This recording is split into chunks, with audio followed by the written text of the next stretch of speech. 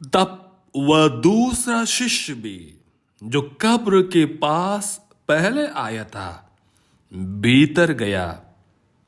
उसने देखा और विश्वास किया।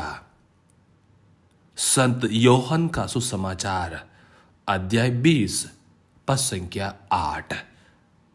आज का शुभ संदेश, हे धर्मियों प्रभु में आनंद मनाओ। हे धर्मियों प्रभु में आनंद मनाओ। क्रिस्त में मेरे प्यारे भाइयों और बहनों, आज माता कलीसिया के साथ हम संत योहन जो प्रभु के प्रेरित थे, करीब प्रेरित थे और सुसमाचार कारक, जिसने सुसमाचार लिखा है, उनका पर्व मनाते हैं। संत योहन किस प्रकार प्रभु के करीब शिष्य बन जाते हैं, प्रभु को नजदीकी से अनुभव करते हैं।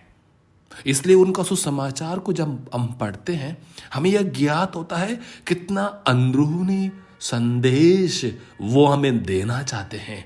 प्रभु के जीवन के ऊपर हो सकता है, प्रभु के कार्यों के ऊपर हो सकता है, प्रभु के मृत्यु और पुनरुत्थान के ऊपर भी उनके हर शब्द में कुछ न कुछ संदेश हमें मिलता है। जो आदि में शब्द था, वो कहते हैं सुसमाचार में, जो आदि में शब्द था वो शब्द ईश्वर के साथ था और शब्द ईश्वर था। देखिएगा, हर शब्द में कुछ न कुछ हमें संदेश मिलता है। सफल व्यक्ति वही बन जाता है, संत योहन हमें यह समझाते हैं, जो अपने दुश्मनों पर नहीं बल्कि अपनी भावनाओं पर विजय पाता है। कौन महान बन जाता है, कौन संत बन जाता है? वही व्यक्ति जो अपना भावनाओं पर विजय पाता है, अपने भावनाओं को काबू में रखकर सही रास्तों को अपनाते हैं। शायद संत योहन जो प्रेरित और सुसमाचार लेखक हैं, वो एक धनी मछुआरे के परिवार से थे, कहा जाता है। लेकिन प्रभु यीशु के बुलाने पर सब कुछ त्याग कर उनका पीछा करते हैं और वे सभी शिष्यों में सबसे कम उम्र वाले थे। इसलिए प्रभु उनका विशेष प्रेम देते हैं और उनको साथ को महसूस करते हैं। क्यों ये सब प्रिय भाई तथा बहनों जब होता है, मैं अपने प्रभु को दिल से चाहता हूं, दिल से चाहता हूं।